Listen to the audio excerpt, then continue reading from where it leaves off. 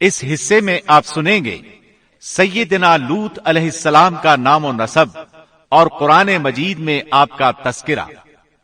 بستی صدوم کہاں واقع ہے اور اہل صدوم کس بھیانک جرم کے مرتکب تھے؟ سیدنا لوط علیہ السلام کی قوم کو واعظ و نصیحت اور قوم کا فحاشی و عریانی پر اصرار۔ قوم کے اصرار گناہ پر سیدنا لوط علیہ السلام کی اللہ تعالی سے فریاد۔ سیدنا لوط علیہ السلام کے مہمان اور قوم کا کردار۔ اللہ تعالی کی طرف سے سیدنا لوط علیہ السلام اور اہل ایمان کو بستی صدوم چھوڑنے کا حکم۔ اہل صدوم کن کن عذابوں سے دوچار ہوئے، مفصل و جامع تذکرہ۔ تو آئیے سنتے ہیں دارالسلام اسٹوڈیو لاہور پاکستان سے قصص الانبیاء کا 8واں حصہ، بدترین لوگ۔ پیشکش محمد طارق شاہد۔ یہ ذکر پہلے آ چکا ہے کہ لوط علیہ السلام سیدنا ابراہیم علیہ السلام کے بھتیجے تھے۔ سیدنا لوط علیہ السلام کے باپ کا نام ہاران تھا، جو تارخ یعنی آزر کے بیٹے تھے۔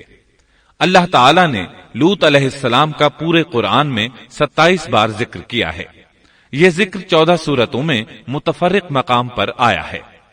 آپ کا والد آپ کے بچپن ہی میں فوت ہو گیا تھا، اس لیے آپ نے اپنے دادا آزر کے گھر اپنے چچا ابراہیم علیہ السلام کے ہاں پرورش پائی۔ یہی وجہ ہے کہ ابراہیم علیہ السلام کو ان سے بے حد محبت تھی۔ جس وقت پوری قوم سیدنا ابراہیم علیہ السلام کے خلاف اٹھ کھڑی ہوئی اور انہیں آگ میں ڈالا گیا، اس کٹھن وقت میں صرف لوط علیہ السلام ہی وہ شخصیت تھے جو آپ پر ایمان لا چکے تھے، جیسا کہ اللہ تعالی نے فرمایا فآمن له لوط، ان پر لوط ایمان لے آئے۔ پھر جب ابراہیم علیہ السلام نے ہجرت کی تو لوط علیہ السلام نے بھی ان کے ساتھ ہجرت کی۔ اللہ تعالی فرماتے ہیں وقال انی مہاجر الی ربی انہ هو العزیز الحکیم، اور کہنے لگے کہ میں اپنے رب کی طرف ہجرت کرنے والا ہوں، وہ بڑا ہی غالب اور حکیم ہے۔ اس سے پہلے ہم ذکر کر آئے ہیں کہ جب ابراہیم علیہ السلام مصر سے فلسطین واپس چلے گئے تو آپ نے اپنے بھتیجے لوط کو صدوم بستی کی طرف بھیج دیا۔ یہ بحر مردار کے پاس ایک بستی تھی، تجارتی مرکز اور مسافروں کے لیے آرام کی جگہ تھی۔ یہ کافر قوم تھی، ان میں ایک بھی مومن نہیں تھا۔ اللہ تعالی فرماتے ہیں فأخرجنا من كان فيها من المؤمنين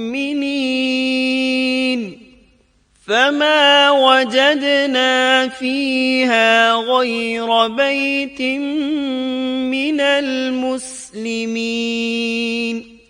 پس جتنے ایماندار وہاں تھے ہم نے انہیں نکال لیا، اور ہم نے وہاں مسلمانوں کا صرف ایک ہی گھر پایا۔ یہ سب لوگ کافر تھے، لوگوں میں سب سے زیادہ فاسق اور فاجر تھے۔ ان لوگوں نے ایسی برائیاں ایجاد کی کہ ان سے پہلے کائنات میں کسی نے نہ کی تھیں۔ چنانچہ اللہ فرماتے ہیں اذ قال لقومه اتأتون الفاحشة ما سبقكم بها من احد من العالمین، جب لوط نے اپنی قوم سے کہا تم ایسی فحاشی اور بے حیائی کا ارتکاب کرتے ہو جو جہانوں میں تم سے پہلے کسی شخص نے نہیں کی۔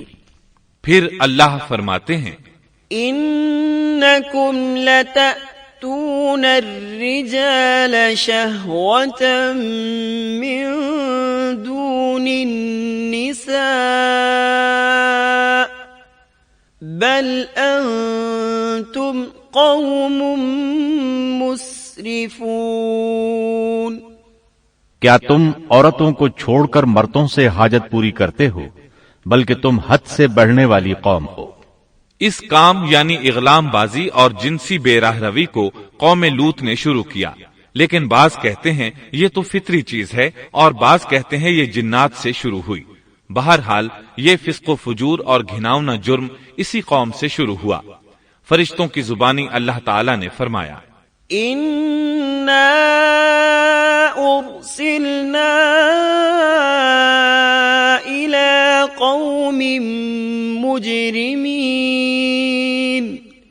فرشتوں نے کہا کہ ہم گناہگار قوم کی طرف بھیجے گئے ہیں۔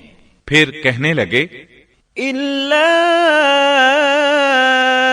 آلَ لُوطٍ إِنَّا لَمُنَجُّوهُمْ أَجْمَعِينَ إِلَّا امْرَأَتَهُ قَدَّرْنَا إِنَّهَا لَمِنَ الْغَابِرِينَ۔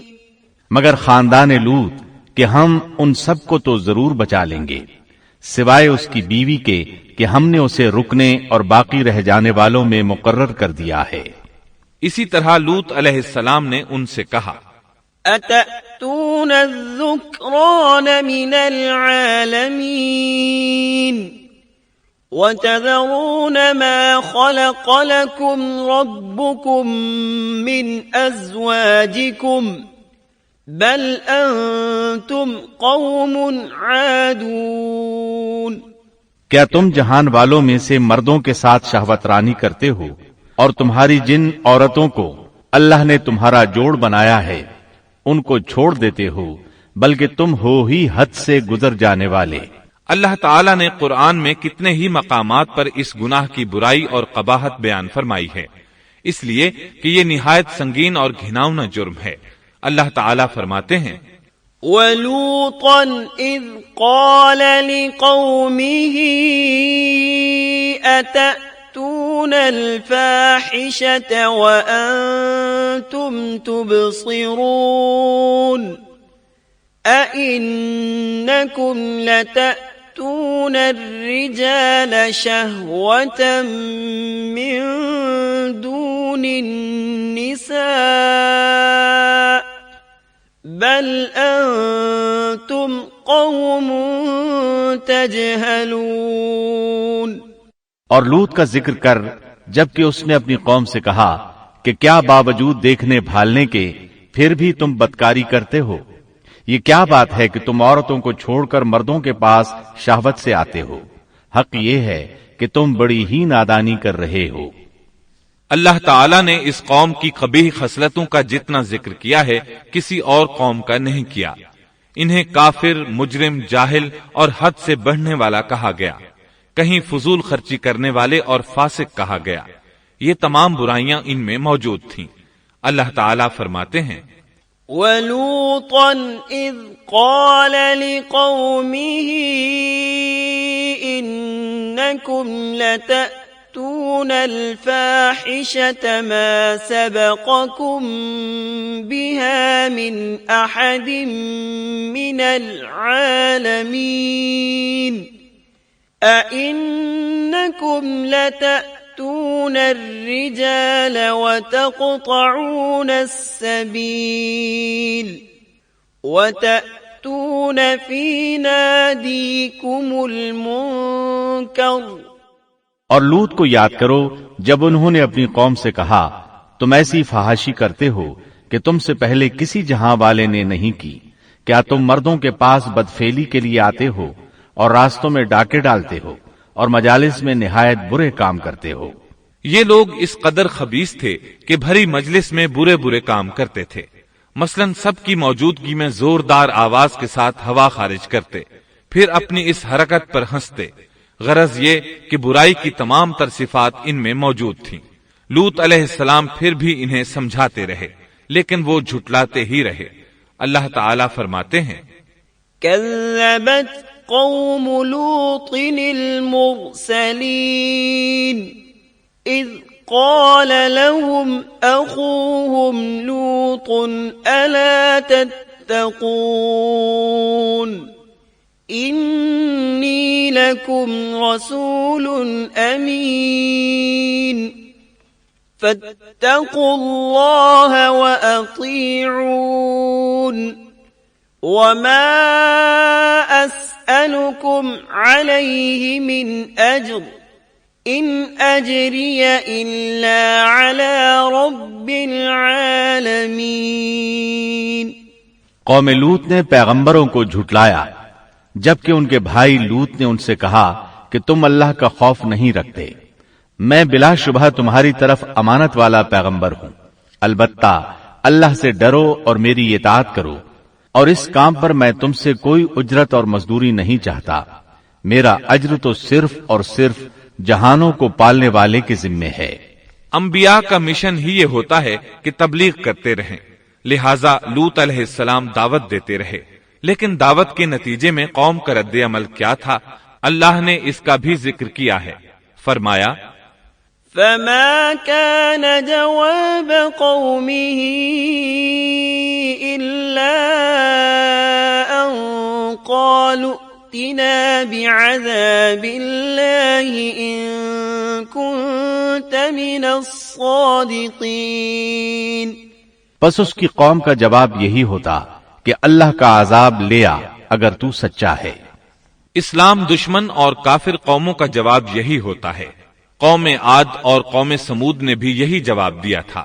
دوسری آیت میں ہے وَلَقَدْ أَنذَرَهُمْ بَطْشَتَنَا فَتَمَارَوْا بِالنُّذُرِ، لوط نے انہیں ہماری پکڑ سے ڈرایا، یعنی انہوں نے کہا اے قوم اللہ کی پکڑ سے اور عذاب سے بچ جاؤ، محتاط ہو جاؤ، اس کی لاٹھی بے آواز ہے، لیکن وہ ڈرانے والوں سے بھی جھگڑتے ہی رہے۔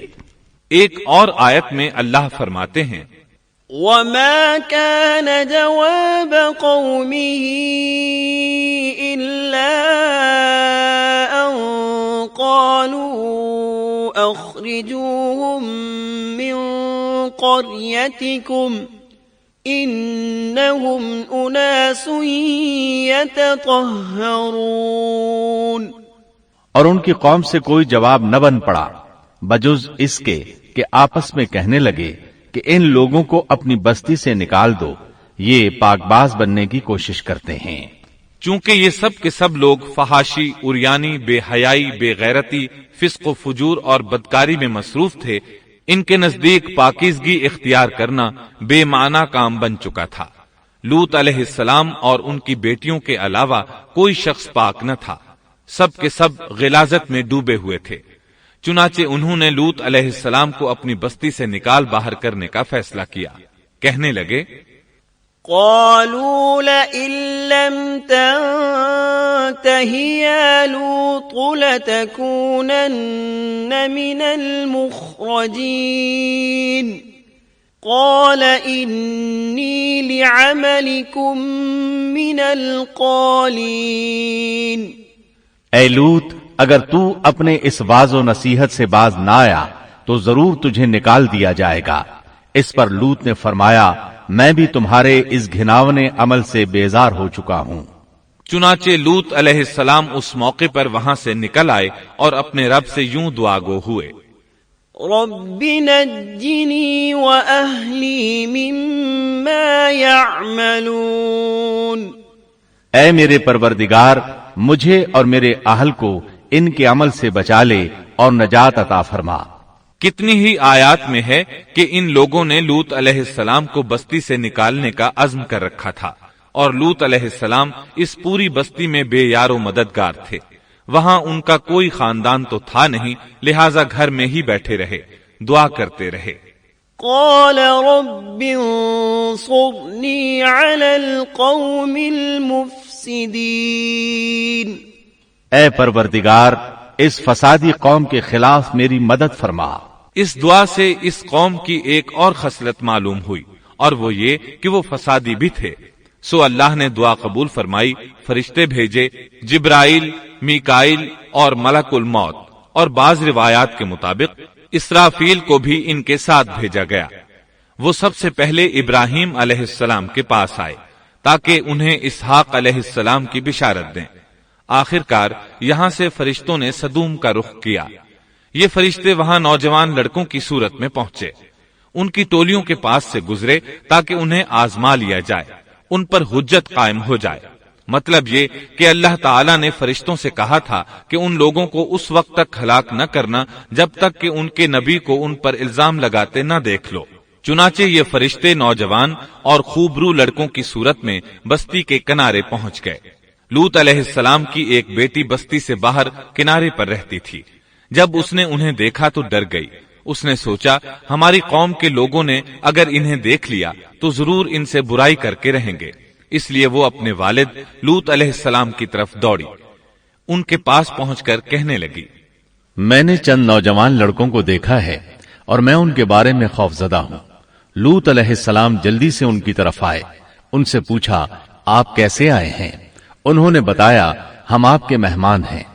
لوط علیہ السلام چاہتے تھے انہیں باہر ہی سے دوسری طرف روانہ کر دیں، لیکن جب انہوں نے کہا کہ ہم مہمان ہیں تو وہ انہیں جانے کے لیے نہ کہہ سکے، چنانچہ ان سے بولے، اللہ کی قسم زمین کی پشت پر اس سے خبیث اور گندی قوم ہم نے نہیں دیکھی، اور نہ ہی کسی کے بارے میں ایسا معلوم ہوا۔ آپ نے 2 بار، 3 بار اور پھر 4تھی بار بھی ان سے یہی بات کہی تاکہ ان نوجوانوں کو حالات کا علم ہو جائے، وہ بھانپ لیں، لیکن وہ تو فرشتے تھے اور لوط علیہ السلام کی قوم کے خلاف گواہی تلاش کر رہے تھے۔ آخر لوط علیہ السلام انہیں اپنے گھر لے آئے، انہیں بٹھایا۔ لوط علیہ السلام کی بیوی کافر تھی اور قوم کے ساتھ تھی۔ وہ باہر گئی اور اس نے لوگوں کو بتایا کہ اس نے لوط علیہ السلام کے گھر میں ایسے خوبصورت چہروں والے نوجوان دیکھے ہیں کہ زمین پر آج تک ان جیسے کہیں نظر نہیں آئے۔ یہ سنتے ہی وہ سب لوط علیہ السلام کے گھر کی طرف لپکے۔ قرآن کریم میں آتا ہے، وَجَاءَهُ قَوْمُهُ يُهْرَعُونَ إِلَيْهِ وَمِن قَبْلُ كَانُوا يَعْمَلُونَ السَّيِّئَاتِ۔ لوگ جلدی سے اس کی طرف لپکے اور وہ اس سے پہلے فحاشی کے عادی بن چکے تھے۔ ایک جگہ الفاظ ہیں، شہر کے لوگ خوش ہوتے ہوئے آئے۔ وہ اس حد تک فاسق اور فاجر بن چکے تھے کہ خوش ہوتے ہوئے وہاں آئے تاکہ ان خوبصورت لڑکوں سے لذت حاصل کر سکیں۔ یہ گھر کے سامنے پہنچ گئے تو لوط علیہ السلام انہیں روکنے کے لیے گھر سے نکلے۔ ان سے فرمایا، یا قوم ہؤلاء بناتی، اے میری قوم، تمہاری خواہش کے لیے میری بیٹیاں موجود ہیں، یعنی قوم کی عورتیں موجود ہیں۔ نبی قوم کا باپ ہوتا ہے، اس کی بیویاں قوم کی مائیں اور قوم کی عورتیں اس کی بیٹیاں شمار ہوتی ہیں، جیسا کہ سورہ ہود میں آتا ہے۔ قال یا قوم هؤلاء بناتي هن أطهر لكم فاتقوا الله ولا تخزون في ضيفي أليس منكم رجل رشيد۔ کہنے لگے، اے میری قوم، میری یہ بیٹیاں تمہارے لیے پاکیزگی کا باعث ہیں، لہٰذا اللہ سے ڈرو اور مجھے میرے مہمانوں کے بارے میں رسوا نہ کرو۔ کیا تم میں کوئی بھلا شخص موجود نہیں؟ آپ کی بات کے جواب میں انہوں نے کیا جواب دیا؟ قرآن مجید میں آتا ہے، قالوا لقد علمت ما لنا في بناتك من حق وإنك لتعلم ما نريد قال لو أن لي بكم قوة أو آوي إلى ركن شديد۔ کہنے لگے، لوط، تو جانتا ہے تیری بیٹیوں یعنی قوم کی عورتوں سے ہمیں کوئی سروکار نہیں، ہم جو چاہتے ہیں تمہیں خوب معلوم ہے۔ لوط کہنے لگے، کاش میرے پاس کوئی قوت ہوتی یا میں کسی مضبوط پناہ میں ہوتا۔ لوط علیہ السلام کے پاس کچھ بھی تو نہیں تھا، صرف ان کی اپنی بیٹیاں ان پر ایمان لائی تھیں، یہاں تک کہ ان کی بیوی بھی کافر تھی۔ بخاری اور مسلم کی روایت ہے، نبی کریم صلی اللہ علیہ وسلم نے فرمایا، اللہ تعالی لوط پر رحمت فرمائے، وہ اللہ تعالی کی طرف پناہ لیتے تھے۔ مفسرین کا کہنا ہے کہ لوط علیہ السلام کے بعد اللہ نے جو نبی بھیجا وہ کسی اونچے خاندان اور قبیلے کا چشم و چراغ ہوتا تھا جو اس کی حفاظت کرنے کے قابل ہوتا تھا۔ لوط علیہ السلام کے ساتھ کوئی مددگار نہیں تھا۔ ایک دوسرے مقام پر اللہ تعالیٰ فرماتے ہیں، وَجَاءَ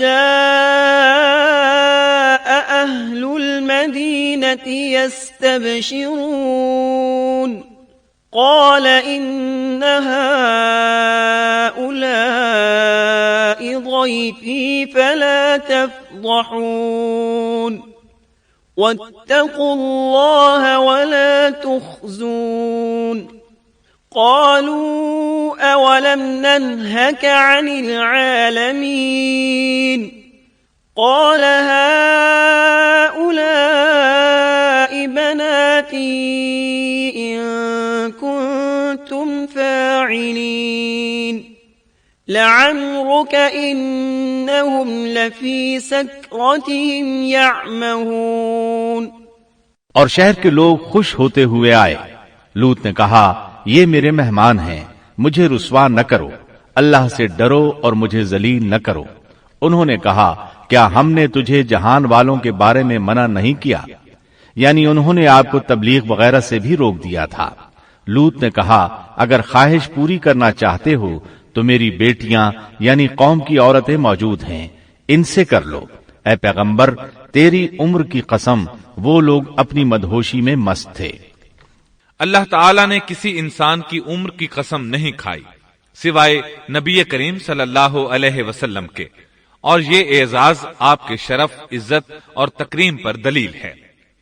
اب ان لوگوں نے گھر میں داخل ہونے کی تیاری کر لی۔ ادھر لوط علیہ السلام نے اپنے تینوں مہمانوں کی طرف دیکھا۔ آپ ان کے لیے فکر مند تھے، لیکن وہ یہ دیکھ کر حیران ہوئے بغیر نہ رہے کہ وہ تینوں بالکل بے فکر بیٹھے تھے۔ اس وقت کی کیفیت اللہ تعالیٰ نے قرآن مجید میں یوں بیان فرمائی ہے، قال إنكم قوم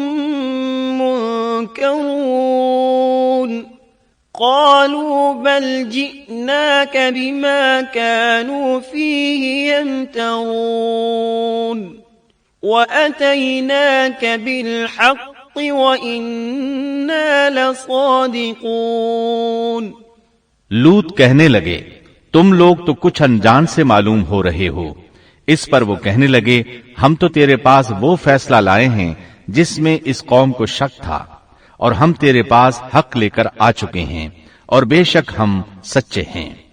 سورۃ العنکبوت میں اللہ تعالیٰ فرماتے ہیں، وَقَالُوا لَا تَخَفْ وَلَا تَحْزَنْ إِنَّا مُنَجُّوكَ وَأَهْلَكَ إِلَّا امْرَأَتَكَ كَانَتْ مِنَ الْغَابِرِينَ إِنَّا مُنزِلُونَ عَلَى أَهْلِ هَذِهِ الْقَرْيَةِ رِجْزًا مِنَ السَّمَاءِ بِمَا كَانُوا يَفْسُقُونَ۔ فرشتوں نے کہا، اے لوط نہ ڈر اور غم نہ کھا، یقیناً ہم تجھے اور تیرے اہل کو سوائے تیری بیوی کے نجات دیں گے، وہ پیچھے رہ جانے والوں میں سے ہوگی۔ ہم اس بستی والوں پر ان کے گناہوں کے سبب آسمان سے عذاب نازل کرنے والے ہیں۔ انہوں نے یہ بھی کہا، قالوا يا لوط إنا رسل ربك لن يصلوا إليك۔ کہنے لگے، اے لوط، ہم اللہ کے بھیجے ہوئے فرشتے ہیں، یہ لوگ تجھ تک نہ پہنچ پائیں گے، یعنی تجھے تکلیف نہیں پہنچا سکیں گے۔ پھر ان میں سے ایک شخص نے اندر داخل ہونے کی کوشش کی۔ جبریل اٹھے، انہیں ایک ایسی ضرب لگائی کہ تمام کے تمام اوندھے ہو گئے۔ اس بارے میں اللہ کا فرمان ہے، وَلَقَدْ رَاوَدُوهُ عَنْ ضَيْفِهِ فَطَمَسْنَا أَعْيُنَهُمْ۔ انہوں نے لوط کو اس کے مہمانوں کے بارے میں پھسلانے کی کوشش کی تو ہم نے ان کی آنکھیں مٹا ڈالی۔ اللہ تعالیٰ سورۃ القمر میں فرماتے ہیں، فَذُوقُوا عَذَابِي وَنُذُرِ۔ پس میرا عذاب اور ڈرانا چکھو۔ وہ دھمکیاں دینے لگے اور واپس جاتے ہوئے کہنے لگے، ہم تجھ سے کل نبٹ لیں گے۔ انہوں نے سزا محسوس بھی کر لی، لیکن پھر بھی توبہ نہ کی۔ اس وقت فرشتوں نے کہا، إن موعدهم الصبح أليس الصبح بقريب یقیناً ان کے وعدے کا وقت صبح کا ہے، اور کیا صبح بالکل قریب نہیں؟ صبح تک انہیں مہلت مل گئی۔ فرشتوں نے کہا، فأسر بأهلك بقطع من الليل واتبع أدبارهم ولا يلتفت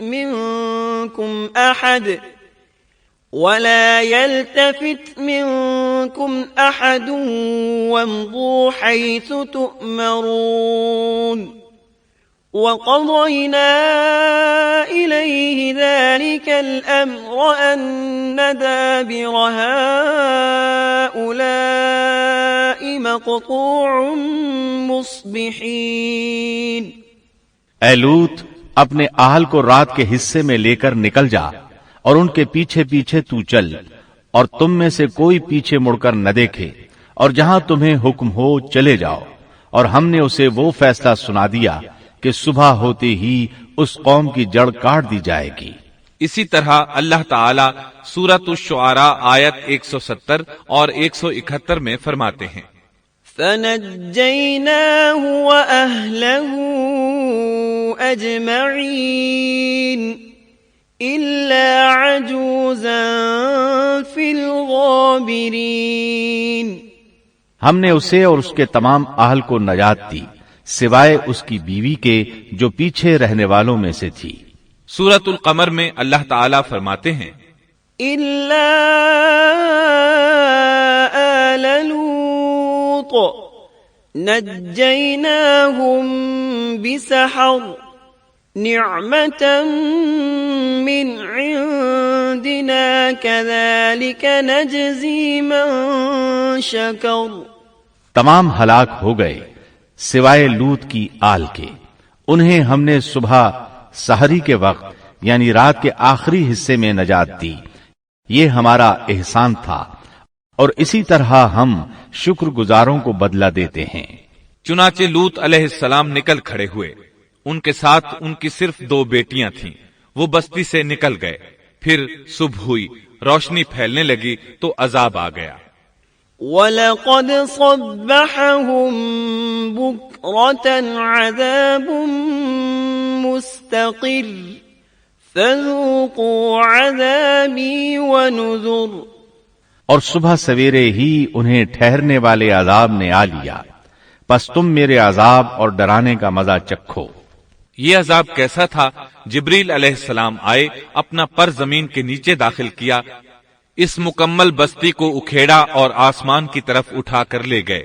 کہا جاتا ہے کہ فرشتوں نے اس بستی کے مرغوں کی اذان اور کتوں کے بھونکنے کی آوازیں سنی، اور لوگوں نے فرشتوں کی تسبیح سن لی۔ جبریل علیہ السلام نے ایک چیخ ماری، سب بجھی ہوئی آگ کی طرح ہو گئے، پھر مکمل بستی کو پکڑ کر الٹا دیا، ہر ایک کے لیے آسمان میں پتھر تیار تھا، بہرحال اس کو زمین پر دے مارا۔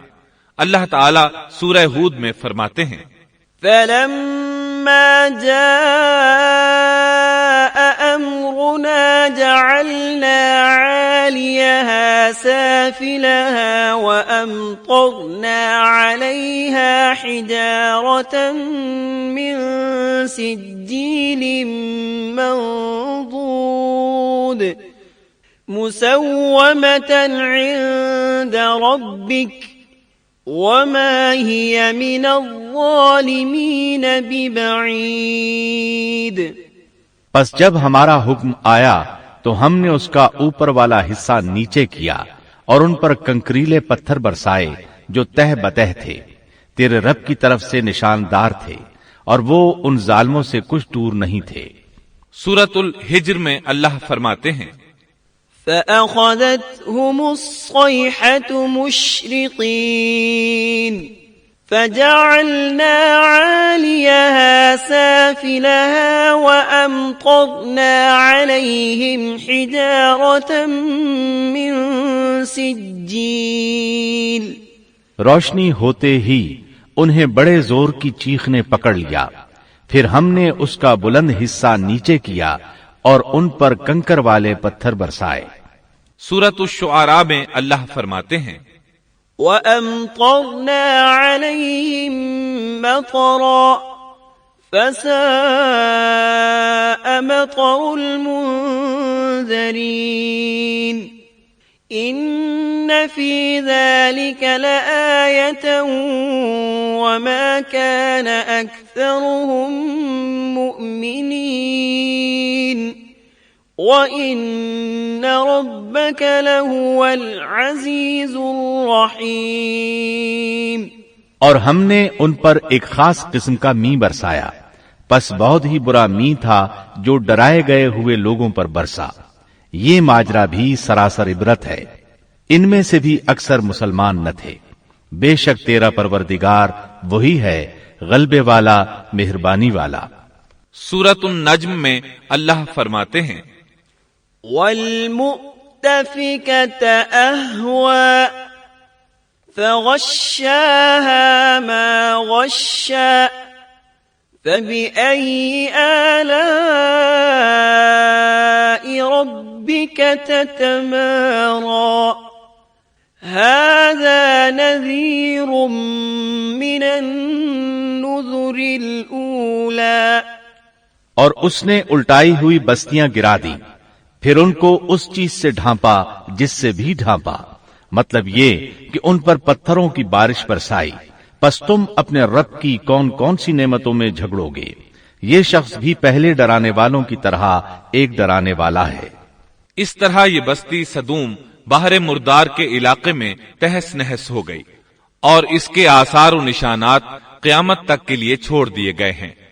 ان نشانات کو اسی لیے باقی چھوڑا گیا ہے کہ سارا جہان ان کو دیکھ کر عبرت پکڑے، فحاشیوں سے باز آ جائے، خاص طور پر سب سے بڑی فحاشی جو قوم لوط کا عمل تھا اس سے باز آ جائیں۔ سیدنا لوط علیہ السلام کے اس قصے میں قرآن حکیم اور احادیث نبوی سے یہ بات ثابت ہوتی ہے کہ سیدنا لوط علیہ السلام جس قوم کی طرف مبعوث کیے گئے تھے وہ قوم اخلاق کے اعتبار سے بالکل ختم ہو چکی تھی، اور اب اس کی اصلاح ناممکن ہو چکی تھی۔ اس قوم نے اپنے جرم کو جرم بھی نہیں سمجھا تھا۔ عام مقامات پر اعلانیہ بے حیائی کرنا ان کا مشغلہ تھا۔ یہ ایسا عمل تھا جس کی ماضی میں کوئی نظیر نہیں ملتی۔ مردوں کا مردوں سے اختلاط اور عورتوں کا عورتوں سے، یہ ایسا فعل تھا جو جنگل کے وحشی جانور بھی نہیں کرتے۔ یہی وجہ تھی کہ یہ قوم اپنے میں سے کچھ نیک لوگوں کو بھی برداشت نہیں کرتی تھی۔ وہ انہیں نیکی اور شرافت کی دعوت دیتے تھے، اسی لیے وہ ان کے سخت مخالف ہو گئے تھے۔ قرآن کریم نے اس قوم کے 3 بڑے جرائم کا ذکر کیا ہے۔ یہ کہ تم مردوں سے بدفعلی کرتے ہو، مسافروں کو لوٹ لیتے ہو، عام مجلسوں میں اعلانیہ فحاشی کرتے ہو۔ ان 3 گناہوں میں سے سب سے پہلا گناہ بدترین گناہ تھا۔ یہ گناہ اس قوم سے پہلے کسی نے نہیں کیا تھا، گویا وہ اس گناہ کو ایجاد کرنے والے تھے، اور یہ گناہ زنا سے بھی زیادہ شدید ہے۔ قرآن کریم اور احادیث کی روح سے اغلام بازی ایک بدترین گناہ ہے۔ احادیث میں اس گناہ کی مختلف سزائیں آئی ہیں۔ ایک روایت میں ہے کہ فاعل اور مفعول دونوں کو قتل کر دو۔ بستی سدوم عذاب کے نزول سے قبل کن حالات سے دوچار تھی، سورۃ الزاریات آیت 35 اور 36 میں یوں بیان ہوا ہے، پھر ہم نے ان سب لوگوں کو نکال لیا جو اس بستی میں مومن تھے، یعنی لوط علیہ السلام اور ان پر ایمان لانے والے، سو ہم نے اس بستی میں سوائے ایک گھر کے مسلمانوں کا کوئی گھر نہ پایا۔ اس کا مطلب ہے وہاں صرف سیدنا لوط علیہ السلام اور ان کا گھرانہ مسلمان تھا، باقی سب گھر کافروں کے تھے۔ اللہ تعالیٰ کسی قوم کی مکمل تباہی کا فیصلہ اس وقت تک نہیں کرتے جب تک کہ اس قوم میں کچھ قابل لحاظ بھلائی موجود ہو، مگر جب قوم کا حال یہ ہو جائے کہ اس میں بھلائی آٹے میں نمک کے برابر بھی باقی نہ رہے، تو ایسی صورت میں اللہ کا قانون یہ ہے کہ نبی اور اس پر ایمان لانے والوں کو اپنی قدرت خاص سے کسی نہ کسی طرح بچا لیا جاتا ہے، اور باقی لوگوں کے ساتھ وہی معاملہ کیا جاتا ہے جو ہوش مند تاجر اپنے ٹوکرے کے गले सड़े फलों के साथ करता है। अच्छे फल उनमें से निकाल लेता है और सड़े हुए बाहर फेंक देता है। अजाब के बाद अल्लाह ताला ने उस शहर के खंडरात के बारे में सूरत ज़ारियात आयत 37 में यूं फरमाया है, इस अजाब के बाद हमने वहां बस एक निशानी उन लोगों के लिए छोड़ दी जो दर्दनाक अजाब से डरते थे। इस निशानी से मुराद बुहैरा मुर्दार है। इसका जुनूबी इलाका आज भी एक अजीम तबाही के आसार पेश कर रहा है। माहिरीन आसार कदीमा का ख्याल है कि कौम लूत के 5 बड़े शहर शदीद जलजले से जमीन में धंस गए थे और उनके ऊपर बुहैरा मुर्दार का पानी फैल गया था। इस ख्याल की वजह यह बताई जाती है कि बुहैरा मुर्दार का वो हिस्सा जो अल-लिसान नामी जजीरे के जुनूब में वाक़ है, वो साफ तौर पर बाद में पैदा हुआ है और कदीम बुहैरा मुर्दार के जो आसार इस जजीरे के शिमाल में नजर आते हैं, वो जुनूब में पाए जाने वाले आसार से बिल्कुल मुख्तलिफ हैं। माहिरीन आसार कदीमा ने इससे ये बात अख्ज़ की है कि जुनूब का हिस्सा पहले इस बुहैरा की सतह से बुलंद था, बाद में जलजले से धंसकर जमीन के नीचे चला गया। इस धंसने का जमाना भी 2000 बरस कब्ल मसीह के करीब मालूम होता है और ये जमाना तारीख के एतबार से सैयदना इब्राहीम अलैहिस्सलाम और सैयदना लूत अलैहिस्सलाम का जमाना है। 1965 ईस्वी में आसार कदीमा की एक अमरीकी टीम को अल-लिसान जजीरे पर एक बहुत बड़ा कब्रिस्तान मिला। इसमें 20,000 से जायद कब्रें थीं। इससे अंदाजा होता है कि करीब ही कोई बड़ा शहर आबाद था। इसलिए ऐन मुमकिन है कि जिस शहर का ये कब्रिस्तान है वो बुहैरा में गर्क हो चुका हो। बुहैरा के जुनूब में जो इलाका है उसमें अब भी हर तरफ तबाही के आसार मौजूद हैं और जमीन में गंधक, राल, कोलतार और कुदरती गैस के इतने बड़े जखायर पाए गए हैं कि उनको देखकर यकीन हो जाता है कि किसी वक्त बिजलियों के गिरने से या आतिश फिशां का लावा निकलने से यहां आग फट पड़ी थी। अल्लाह ताला सूरह हूद की आयत 83 में इरशाद फरमाते हैं, पथराव का ये अजाब आज भी जालिमों से दूर नहीं। मतलब ये कि जो कौम इस कौम की तरह जुल्म और बेहयाई पर जम जाए, वो अपने आप को इस जैसे अजाब से दूर न ख्याल करे। मोहतरम सामीन, अभी आप दारुस्सलाम स्टूडियो लाहौर पाकिस्तान से क़िससुल अंबिया का 8वां हिस्सा बदतरीन लोग सुन रहे थे। क़िससुल अंबिया के 9वें हिस्से हसद की आग में आप ये सुनेंगे, सूरह यूसुफ का शान नुज़ूल और क़िस्सा यूसुफ अलैहिस्सलाम को एक ही जगह जिक्र करने में हिकमत, बिरादरान यूसुफ की साजिश और सैयदना यूसुफ अलैहिस्सलाम को कुएं में फेंकने का फैसला, जुलैखा की दावत गुनाह और सैयदना यूसुफ अलैहिस्सलाम का इफ़्फ़तो पाकदामनी का बेमिसाल मुजाहरा, अजीज़े मिस्र की बीवी का शहर में चर्चा और रऊसा की औरतों की ज़ियाफत, बेगुनाही साबित होने के बावजूद सैयदना यूसुफ अलैहिस्सलाम कैदखाने में, जेल में सैयदना यूसुफ अलैहिस्सलाम की 2 कैदियों से मुलाकात और उनके ख्वाबों की ताबीर,